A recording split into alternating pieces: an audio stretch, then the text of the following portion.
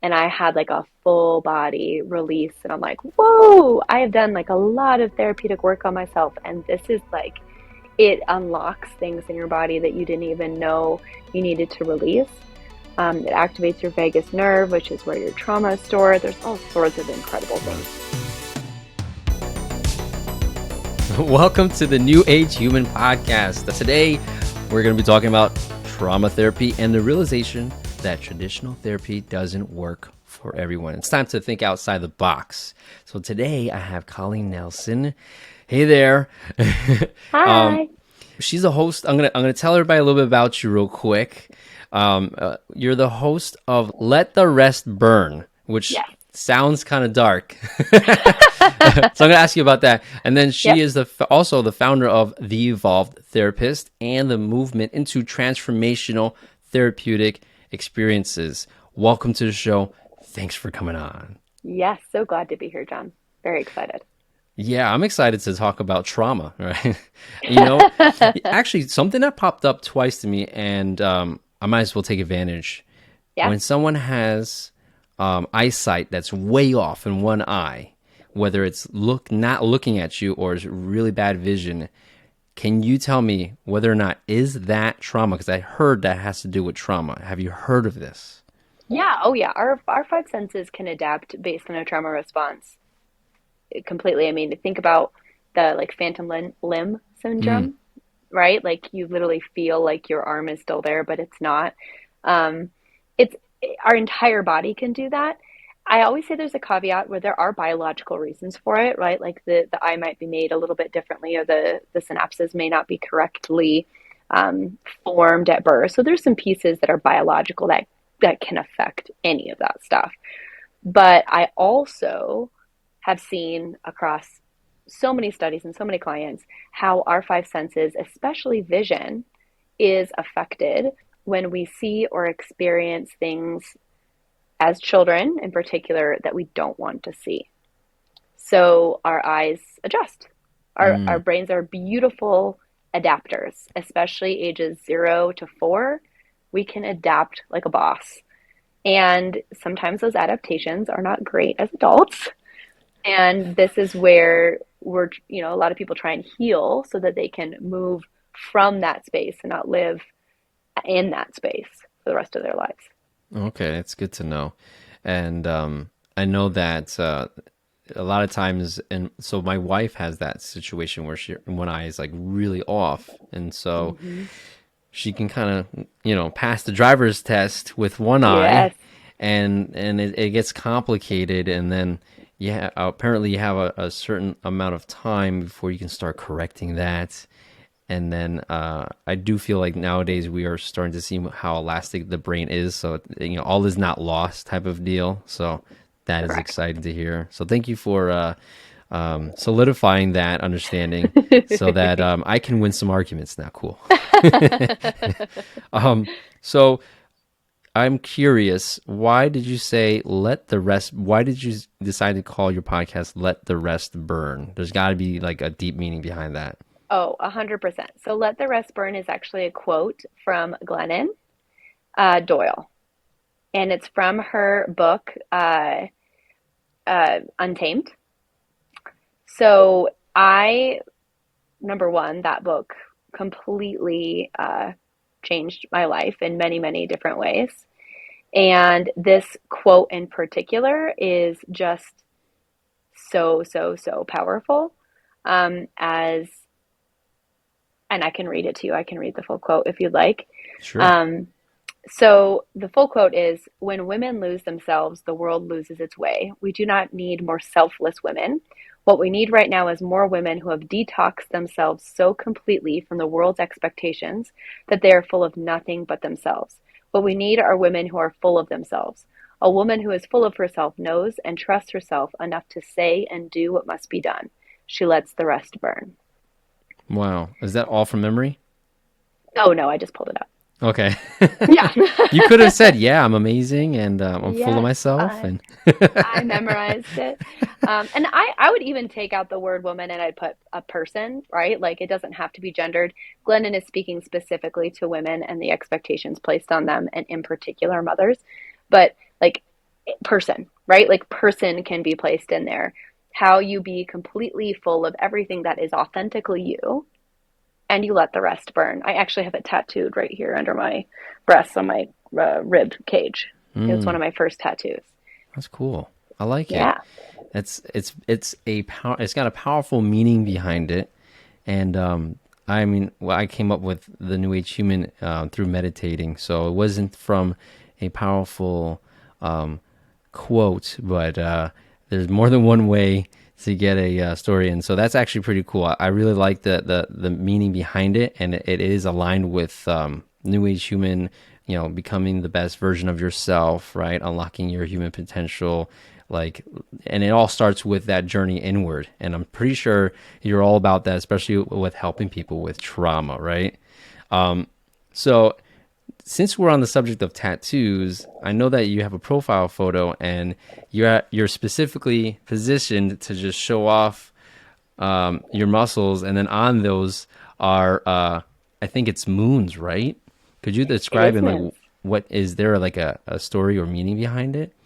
So it's the full moon cycle. Mm-hmm. And at the top is, I think, the feminine, and at the bottom is the masculine. Just symbolism there. Mm-hmm. And so I love astrology. Mm. I absolutely love the moon cycle as a woman. Obviously, my body follows the moon cycle to a degree as well. I have find a lot of healing in understanding how, as a human being, my body interacts with the celestial experience of the universe. And I really found it healing in terms of my connections with women as well, like moon circles, new moon circles, full moon circles. My best friend is an astrologer. Mm. So when I was looking at the tattoos that I wanted to put on my body, it was something that I knew I was going to put on because it's just, I mean, literally every morning I wake up and I read my little astrology thing from Chani. It's like one of the best. She's an app and everything. It's the best. I look at my best friend's Instagram profile where she tells me what phase the moon it's in and what to expect. If it's in Leo, are we going to shine bright? If it's a new moon, are we planting seeds? All the shit, right? All of it. and and like I will take everything with a grain of salt to a degree, right? Like I'm not going to be like this is truth and no matter what, this is what has to be. I love curiosity. I love exploring the unknown, and this is something that, especially as a therapist, I have seen full moons, astrological events blow people's minds. Yesterday, Uranus squared off with Mercury, which is like disruptive information, like some sort of shocking truth comes into your life. I cannot tell you how many of my clients, myself included, experienced a shocking truth yesterday. Mm. So the themes start to line up, and then you're just like, well, of course, of course. And then it makes Wow. sense and it gives meaning to things that feel meaningless and all of the above. Okay. And for reference as a timestamp, today is February 22nd, 2023. So if you want to dial it back and wonder if you had a shocking experience at this moment in time, now you know, right? Now you know. I wanted Yes. to go into this what what in your words, how would you describe experiential transformation, because I feel that that's a big part of what you're doing as the evolved therapist. So experiential transformation means in person, like actual physically experiencing the transformation, not just a thought process or talk therapy. So traditional talk therapy is you and me in an office.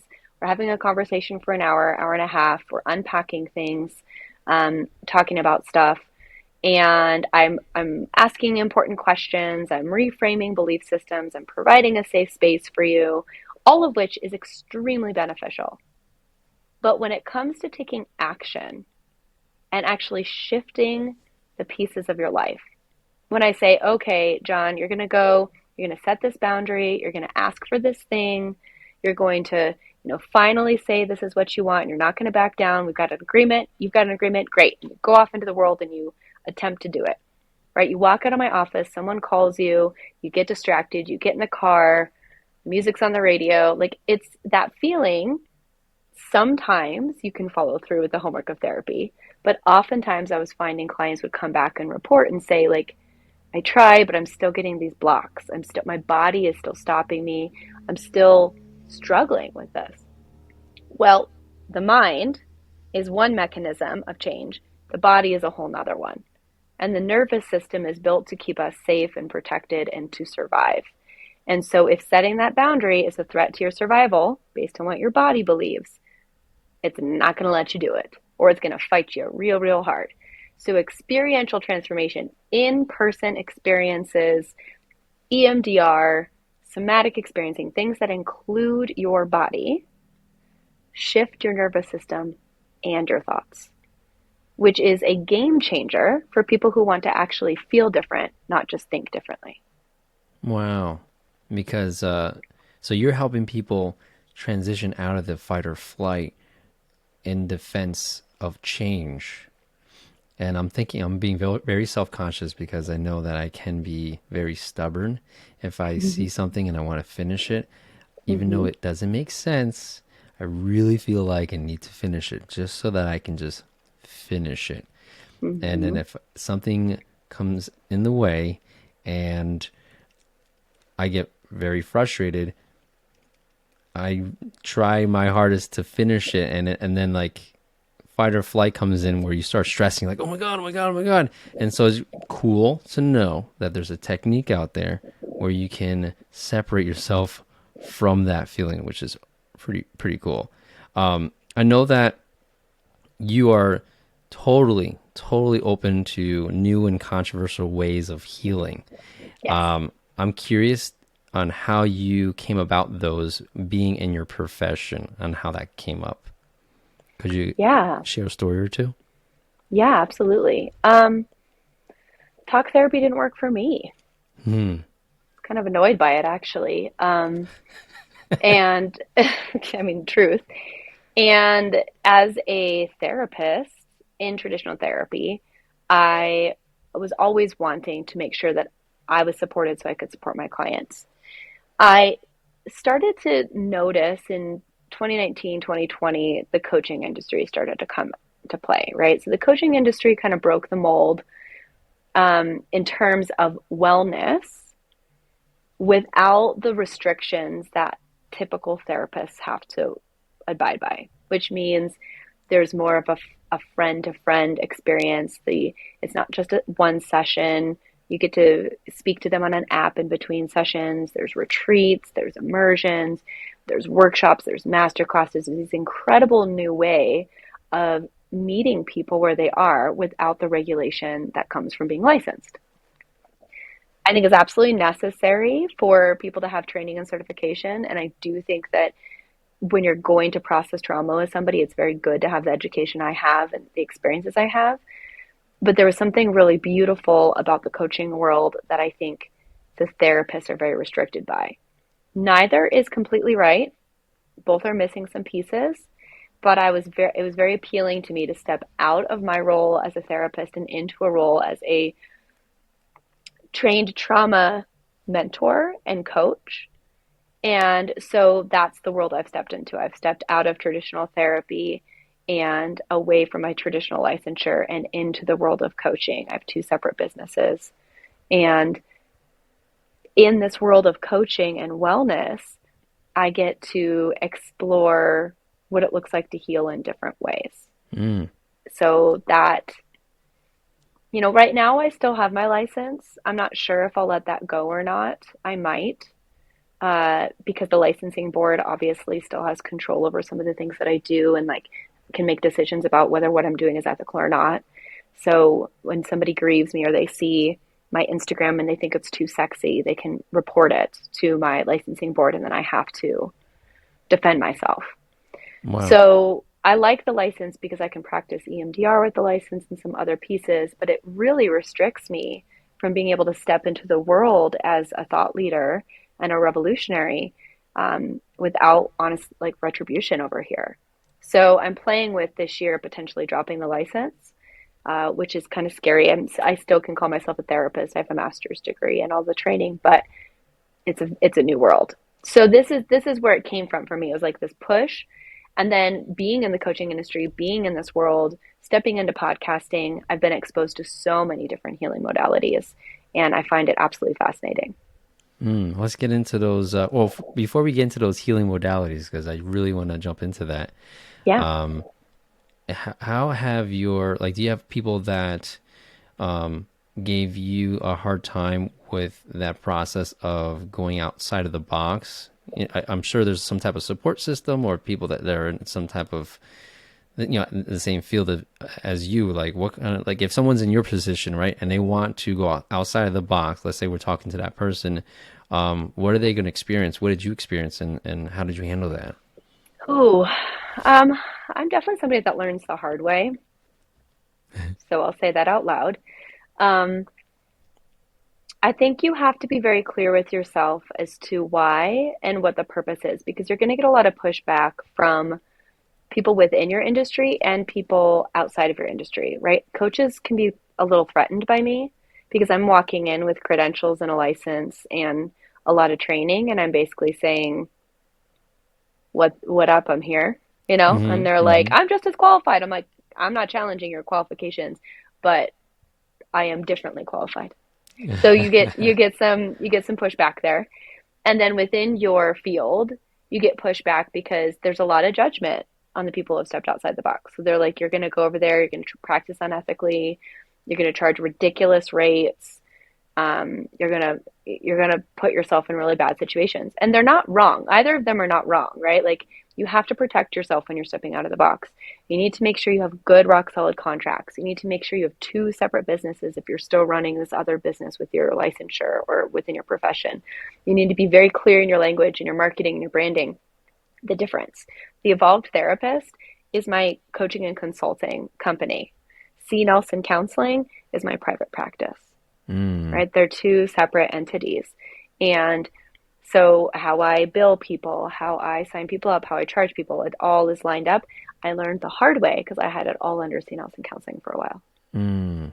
right? So it's opened me up to again grievances on my license that I have to defend, kind of shaky boundaries in the sense that if a client has an issue, I typically have to like give in. I can't hold that line because if they take me to court, I'm not sure what kind of uh, standing they'd have, given the fact that I those things were messy. So it's like if you're going to step out of the box and you have a professional license or you have sort of professional degree, you really have to be extremely clear about it. So that is my biggest advice is get some accounting financial people involved for just a hot minute and make sure your books are in order.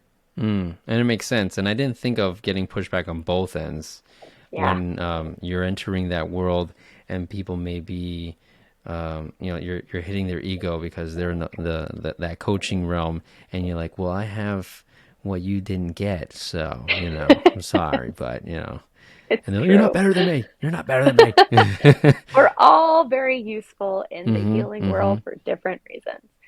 But you got to check your ego a little bit too, right? I walk into that room with extremely powerful and incredible people, and I think they're valuable in all different ways.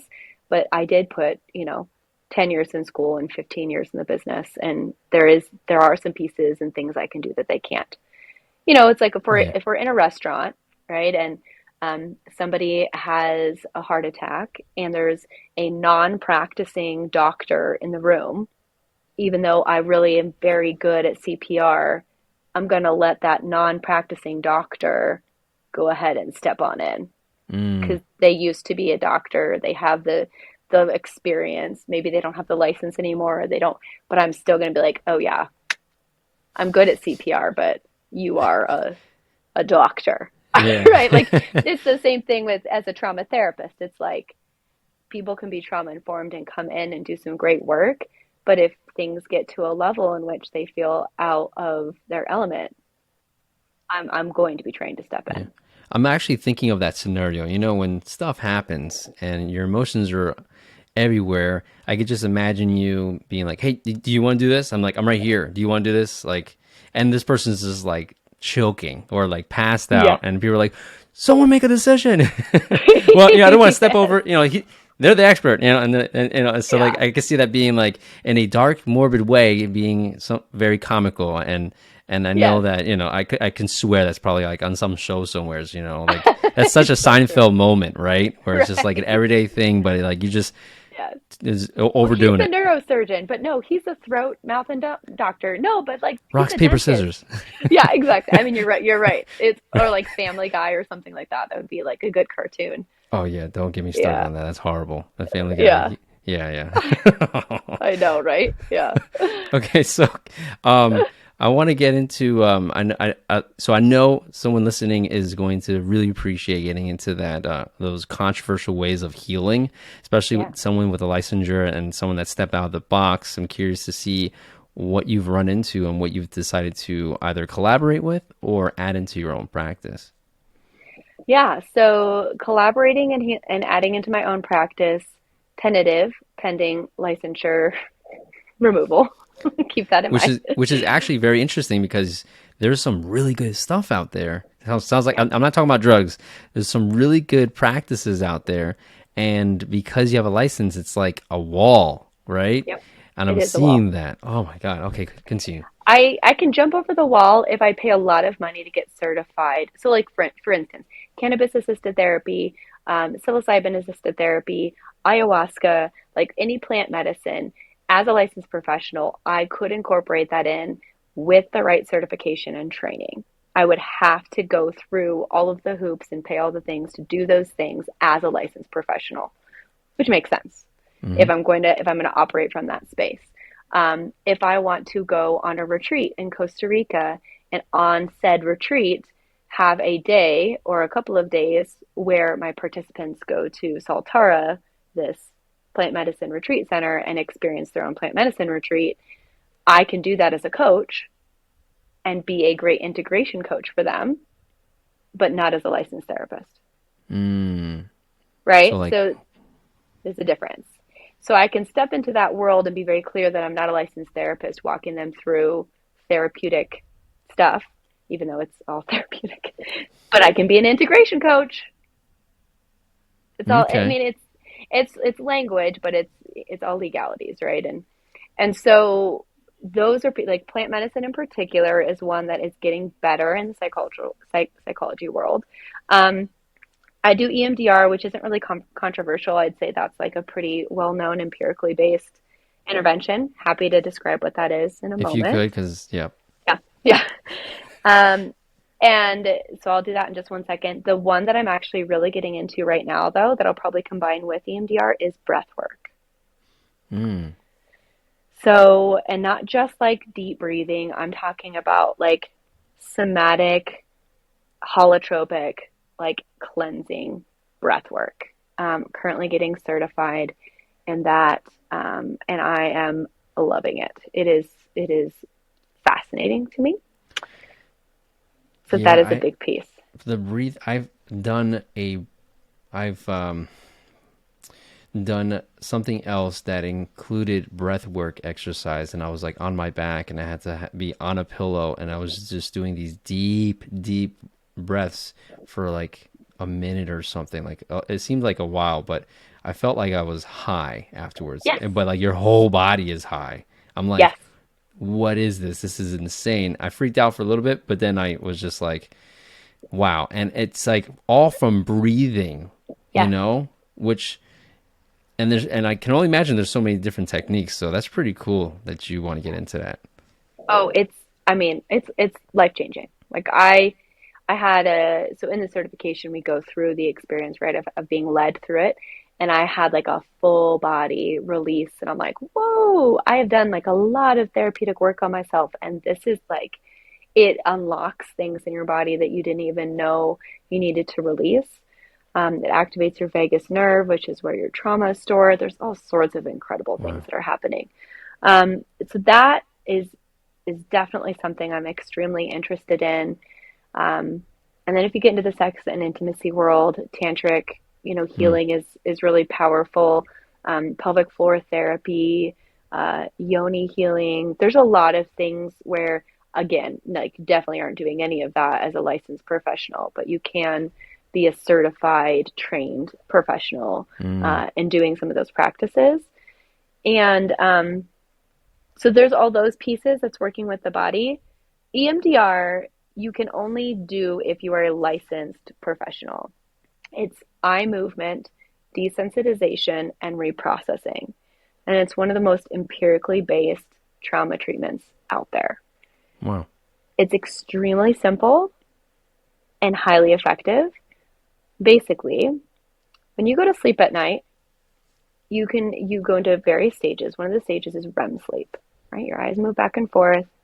And a simplified version is what's happening is your brain is moving information from the sensory part of your brain up to your frontal cortex and releasing what it needs to release and storing what it needs to store.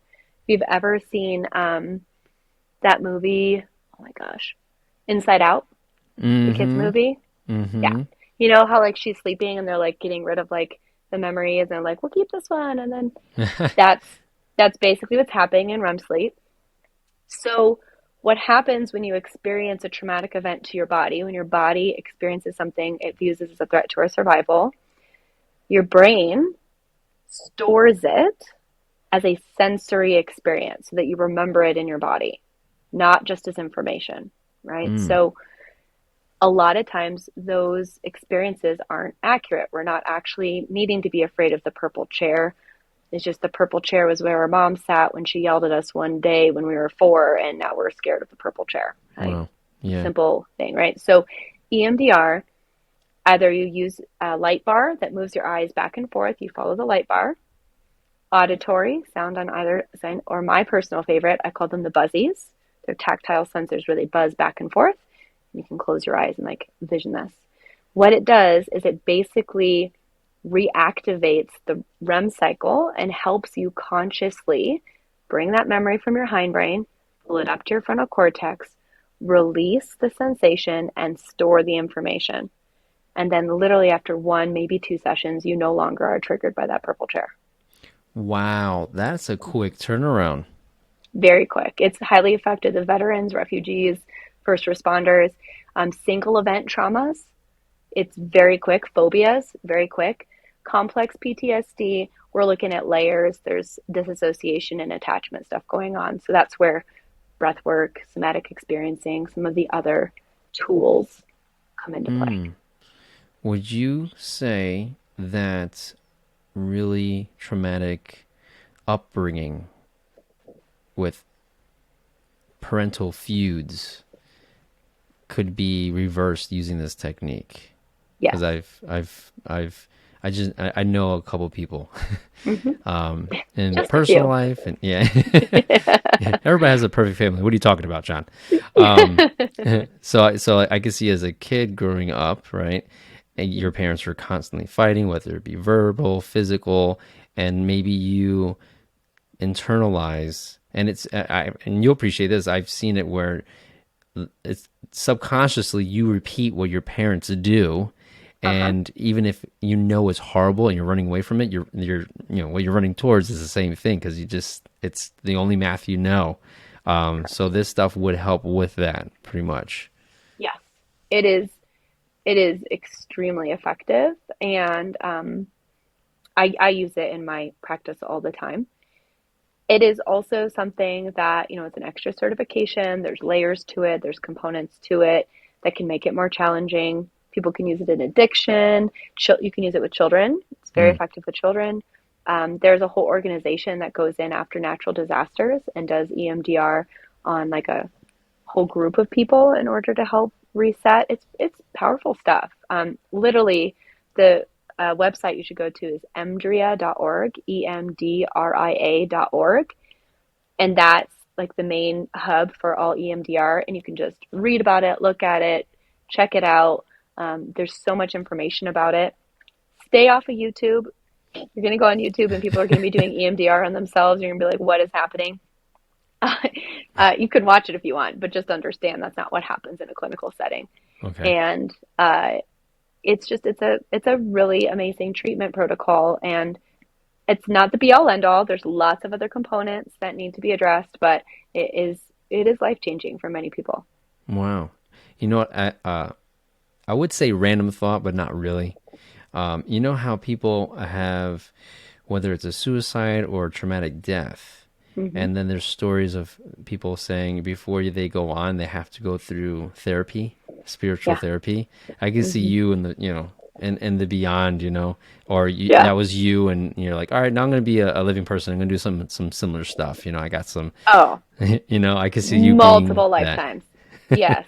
I incarnated in this one and I'm like, what is happening? But yes, a spiritual mentor, a guide. I of course do my own like energetic healing. I have someone that does I don't even know what to explain what she does, but she basically taps in and like talks to my guides and heals whatever needs to be healed energetically and talks about past lives and um, me and my soul family. And I've experienced quite a lot of trauma in past lives, which I can just feel in my body and know to be true.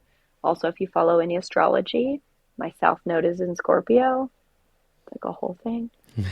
Um, let's just say I was probably burned at the stake multiple times. Oh my Like God. there's probably lots of bad things that happen. Trauma's my world. I mean, since I was a little kid, I was like, yeah, this is home. I know this world. This isn't Wow. scary. Like it's horrible still, but it's like it feels like home versus like fun, play, pleasure, lightheartedness, peace. That feels foreign. And my Mm. childhood was not highly traumatic. It was relatively healthy and normal. And yet I am drawn towards the darkness and the shadow because it feels like home. So there's a lot of past life stuff and energetic stuff I've done to understand that. Um, as switching concepts, but I swear it's relevant. It connects. Yeah, let's go. There's this feeling of not belonging when you experience life differently than other people, right? Like, and you described at the beginning, like I just noticed in myself that I could feel things before they happen, dream things before they happen, and there's like this feeling of not belonging when that occurs, like we're separated from the herd. And in a wolf pack, there's multiple different roles, right? We know the alpha, the beta, the theta, and like the followers. Well, there's one that's not talked about very often, and that's the sigma. So the sigma wolf actually surrounds the pack and looks for coyotes and predators, and then informs the alpha and then returns to its post. So the sigma's job is to see things before they happen and to inform the community of them. And it's a very lonely position, and they typically get along only with other sigmas and potentially some alphas, but the rest of the population is extremely threatened by their presence or uncomfortable or just off put because you watch a Sigma wolf come up to you and you're a little pup. You're like, what is this? What's this dude doing? Right? He's badass, but also, what's wrong with you? Are you okay? Like I'm looking for eagles, man. Are you play? I'm looking for eagles, right? Like so it's a different way to live in the world, and that was so validating for me when I was like, oh, that's it, right? Like I'm a mirror for people. I show them truth. I show them the darkness and the light, but I'm very uncomfortable to be around if you want to be superficial. Mm-hmm.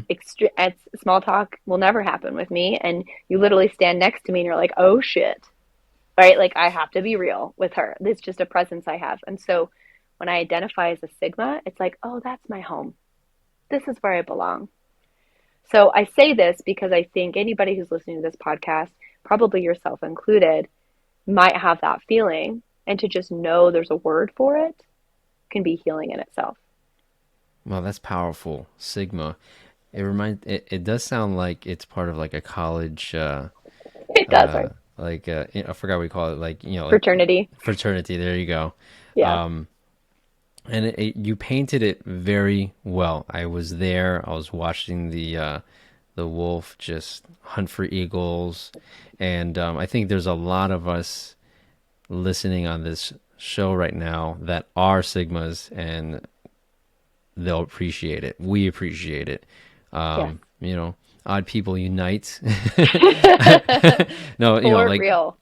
but it's interesting how you say that, because when you're someone that goes deep, like deep dive into Mm-hmm. just what the underlying cause of things are and the truth of the matter, right? Instead of like, oh, that's interesting, and then moving on, I'm usually like, I'm gonna go figure out what that is, because that, like that shouldn't happen. Like, what is Yes. going on?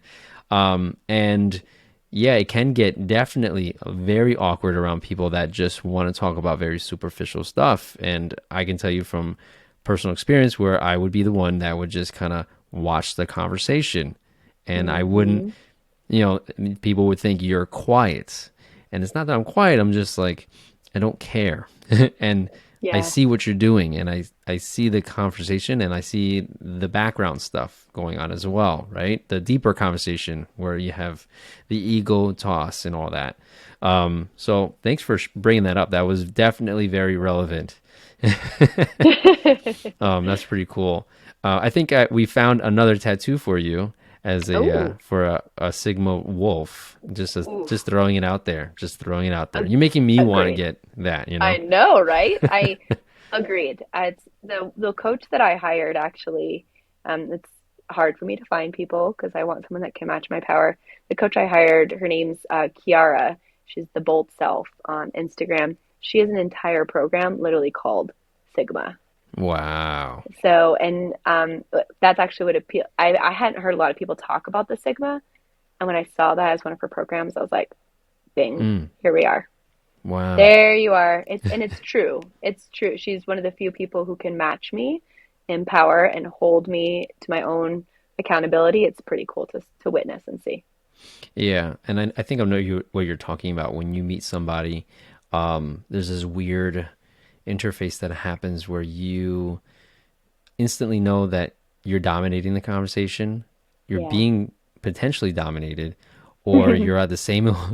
Some people want that, or Yep. you're on the same level playing field, and you're both cool. You're both Yes. relaxed. Like I see you, I respect you, I'm curious about you, and that's how I try to approach it. Right? I see you, I respect you, and I'm curious about you because I want to know someone that's very similar to me. You're more interesting to me because you're not on either side. We're meeting in the middle, and I don't know why. And that's within like the first like couple seconds, which is pretty Yes. cool. Yes. Which is so I do identify what you're saying when you like match my power, right? Yes, exactly. Cool. Well, thank you so much for breaking that down. It's very interesting. The breath work, between just going out of the box, and you mentioned the breath work. What else did you mention? I can't. What was it? It was the acronym. It was the acronym with the eye movement. E EMDR. EMDR. Okay, cool, Yeah. cool.